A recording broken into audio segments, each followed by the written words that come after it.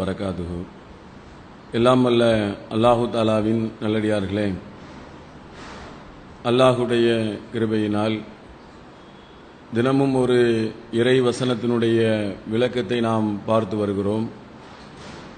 இன்றைக்கு நாம் பார்க்கக்கூடிய வசனம் 9வது அத்தியாயத்தினுடைய 36வது வசனத்தினுடைய விளக்கத்தை பார்க்க இருக்கிறோம்.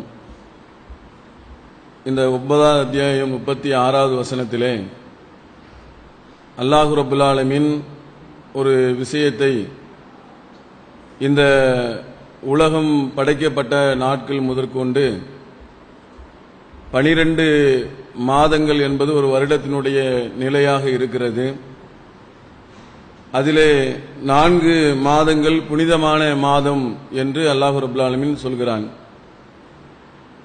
இந்த 4 மாதம் புனிதமான மாதம் எது என்று குர்ஆனிலே சொல்லப்படவில்லை.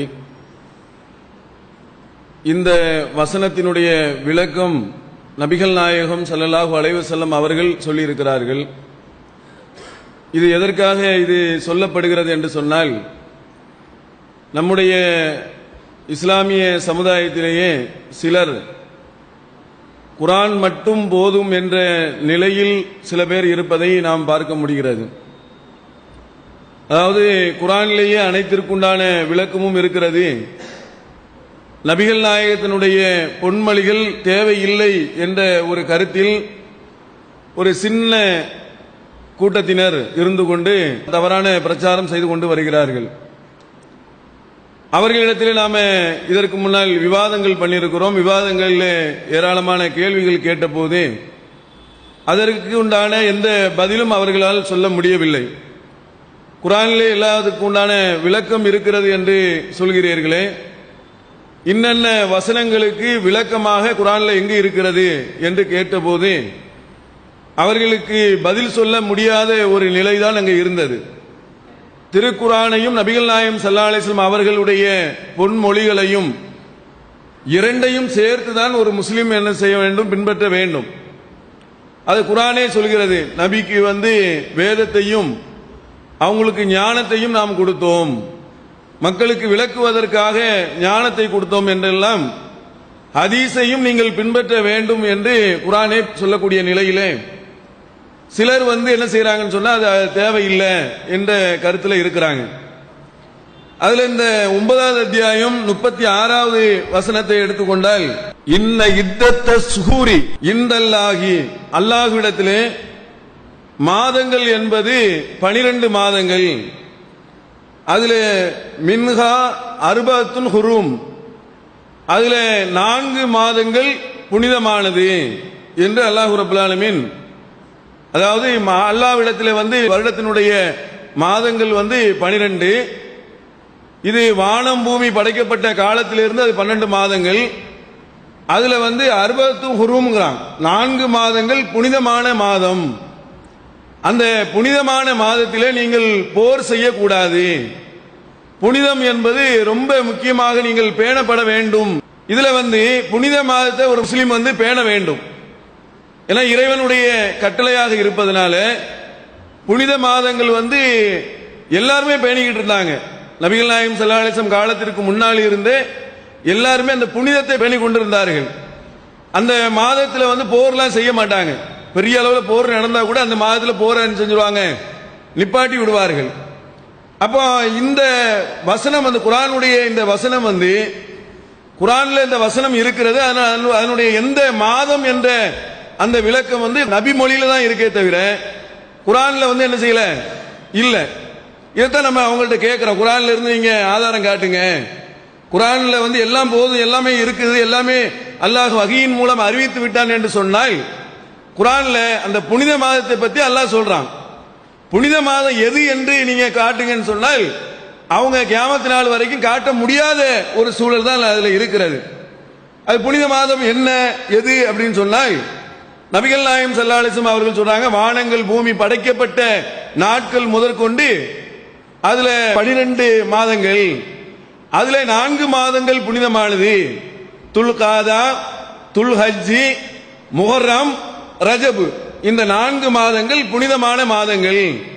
என்று நபிகள் நாயகம் ஸல்லல்லாஹு அலைஹி வஸல்லம் அவர்கள் அந்த புனித மாதத்தை சொன்ன செய்தியை புகாரியில 3197வது ஹதீஸ்ல பார்க்க முடிகிறது. இன்னும் சில ஹதீஸ்கள்ல இருக்கிறது.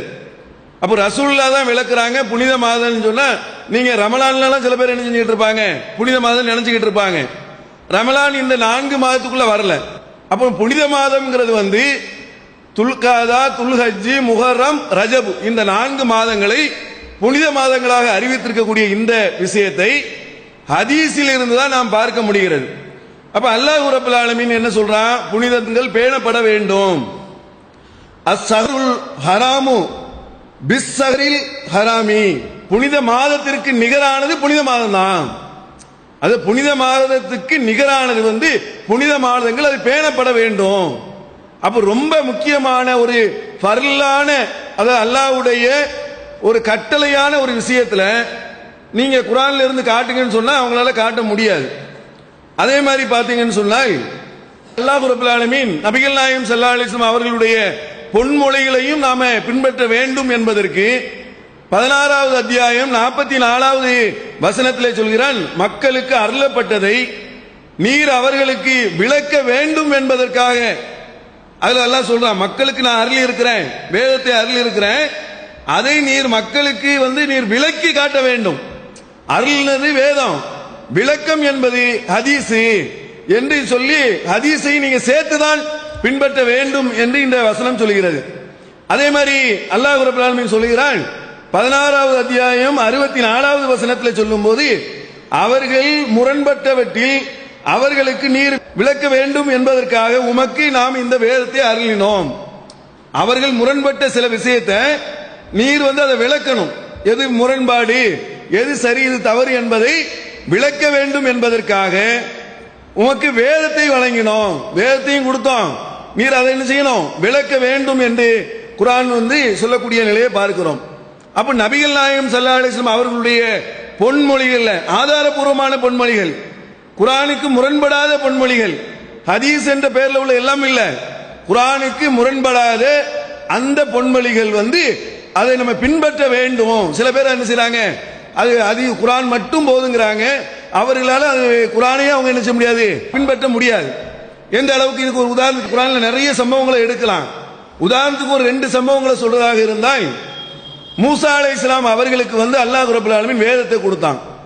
அந்த வேதம் எப்போ கொடுக்கப்பட்டது, அவங்க இஸ்ரவேல் மக்கள்ல போய் பிரச்சாரம் பண்ணி புறவனிடத்தில் பெரிய அளவுல அவங்களோட மோதல்லாம் ஏற்பட்டு பெரிய மக்கள் எல்லாம் கூட்டிட்டு போன பிறகு ஒரு இடத்துக்கு போன பிறகு அல்லாஹ் என்ன செய்யறான், அழைக்கிறான், மூசாவே நீங்க வாங்க, தூர்சீனா மலைக்கு வாங்க, உங்களுக்கு நான் வேதத்தை தருகிறேன்னு சொல்லி அல்லாஹ் வந்து 30 நாட்களை அழைச்சி 30 + 10 40 ஆக்கி 40 நாள்ல வேதத்தை கொடுத்தான் என்ற ஒரு செய்தியை நம்ம பார்க்கிறோம்.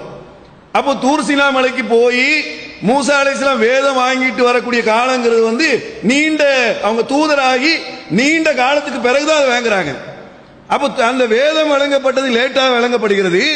ஆனா அது வரைக்கும் இறைவனுடைய வகியின் அடிப்படையில் நீங்க மக்களை அழைச்சிட்டு போங்க, பிரவண இடத்துல போங்க, போய் பிரச்சாரம் பண்ணுங்க, கைத்தடியை போடுங்க, அது பாம்பாக, இதெல்லாம் வகியில் உள்ள விஷயம் தானே, அது விளக்கி இருப்பாங்களா மக்களுக்கு. அப்ப நிறைய விஷயங்களை விளக்கி இருக்கிறாங்க. அந்த விளக்கம்லாம் என்னன்னு சொன்னா அது மூசா நபியுடைய ஹதீஸ். இப்ப நம்ம ரசூலுல்லாஹ்வுடைய ஹதீஸ் சொல்றோம்ல, மூசா அலைஹிஸ்ஸலாம் அவர்களுக்கு வழங்கப்பட்ட ஞானம் என்பது, வழிகாட்டுதல் என்பது அவங்களுக்கு வேதம் வழங்கப்படுவதற்கு முன்னாலேயே அது கொடுக்கப்பட்டிருக்கிறது என்பதற்கு குர்ஆனே என்ன செய்து சொல்லுகிறது. பின்னாடி தான் வேதம் வழங்க பலகையில கொடுத்தாங்க, கொண்டு வந்தாங்க, பலகை இஸ்ரவேல் மக்கள் மத்தியில் கொண்டு போய் போட்டாங்கிற சம்பவம் பின்னாடி நடக்கக்கூடிய விஷயம். ஆனா தூதரானது முன்னாடியே இருக்கக்கூடிய நிலையில, அப்ப அவ்வளவு பெரிய வகி தொடர்பு அவங்கள்ட்ட இருந்துச்சு. அதன் அடிப்படையில் மக்களுக்கு என்ன செஞ்சாங்க, விளக்கினார்கள். அந்த விளக்கத்தை அந்த மக்கள் என்ன செஞ்சாங்க, ஏற்று நடந்தார்கள் என்ற செய்தியும் பார்க்க முடிகிறது. அதே மாதிரி இன்னொரு சம்பவத்தை சொல்வதாக இருந்தால், ரமலான் மாதத்தில் வந்து அந்த நம்ம இப்போ நோன்பு வைக்கக்கூடிய இந்த பகல் காலத்தில் வந்து நோன்பு வைத்த நிலையில் மனைவி இடத்துல என்ன செய்யக்கூடாது, இல்லற வாழ்க்கையில் ஈடுபடக்கூடாது. இதுவும் சேர்ந்துதான் நோன்பு. நோன்புங்கிறது வந்து போய் அதெல்லாம் சேர்த்து அதெல்லாம் விட்டு விலகணும்னு சொல்லப்பட்டிருக்கிறது. அதே மாதிரி வந்து இல்லற வாழ்க்கையில்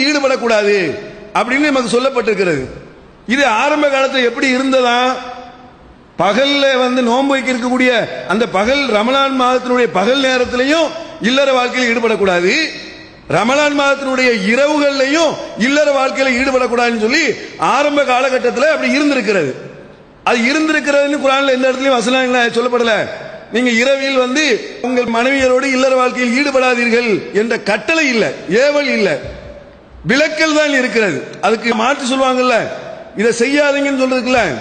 அப்ப நீங்கள் உங்களுக்கு துரோகம் செய்து கொண்டிருந்தது உங்கள் இறைவனுக்கு தெரியும். ரமலான் மாதத்தினுடைய இரவு நேரங்களில் நீங்கள் துரோகம் செய்து கொண்டது உங்க இறைவனுக்கு தெரியும் அப்படிங்கிற வாசகம் தான் இருக்கே தவிர, நீங்க ரமலான் மாதத்துல இரவுல உங்கள் மனைவியோடு கூடாதீங்கிற அந்த கட்டளை வாக்கியம் என்பது குர்ஆன்ல இல்ல.